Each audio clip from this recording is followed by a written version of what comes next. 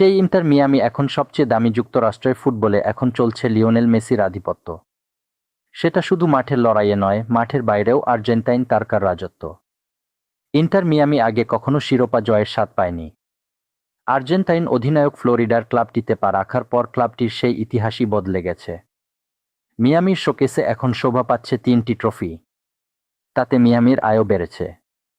ক্লাবটির ব্র্যান্ড মূল্য ফুলে ফেপে উঠেছে। যুক্তরাষ্ট্রের লিগের 30টি ক্লাবের মধ্যে সবচেয়ে দামি দল এখন দ্য হেরন্স। 2026 সালে নতুন মৌসুম শুরুর আগেই ইন্টার মিয়ামির আনুমানিক মূল্য দাঁড়িয়েছে $145 কোটি।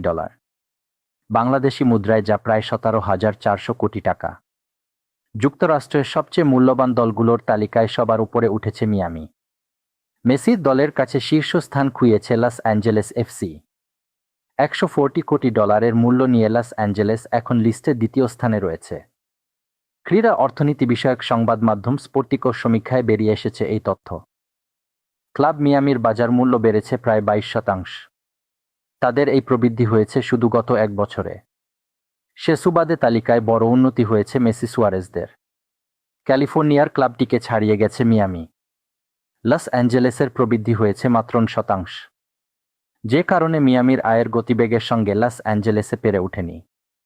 শীর্ষ 5 ক্লাবের অন্য 3 দল হল লস অ্যাঞ্জেলেস গ্যালাক্সি $117 কোটি, আটলান্টা ইউনাইটেড $114 কোটি এবং নিউ ইয়র্ক সিটি এফসি $112 কোটি।